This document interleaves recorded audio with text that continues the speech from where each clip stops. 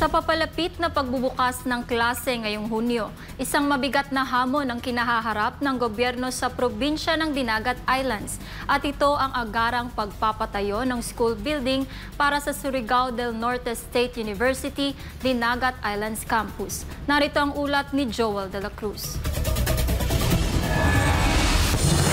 Sa isinagawang consultation meeting sa Dinagat Islands kaugnay sa pagbubukas ng Surigao del Norte State University, inilatag ang isyu sa kakulangan ng pasilidad para sa mga estudyanteng nagnanais makapag-aral sa kolehiyo sa mismong isla. Ayon kay Dinagat Islands Governor Nilo Demere Jr., pansamantala munang gagawing extension campus ang 40 National High School sa bayan ng San Jose upang matugunan ang pangangailangan habang wala pang maayos na gusali ang universidad sa probinsya. Nilinaw rin ng gobernador na may umiiral ng Memorandum of Agreement sa pagitan ng DepEd at lokal na pamahalaan para maisakatuparan ang pagbubukas ng nasabing campus sa Dinagat.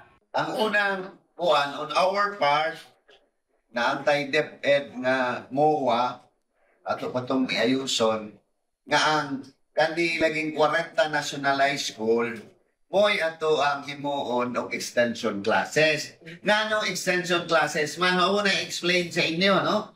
Sa inyong mga host community, kaya mga ito na, ining mag-meeting mo, extension classes lang sa ata. Kaya wa patay building sa Dinagat Campus. So mo nang magtinabangay ta, nga naatay dapat building sa Dinagat Campus. Dahil dito, iginiit ni Governor Demere na kapag ganap ng naitatag ang universidad sa Dinagat, magbubukas ito ng napakalaking oportunidad sa mga kabataang nangangarap ng mas maliwanag na kinabukasan.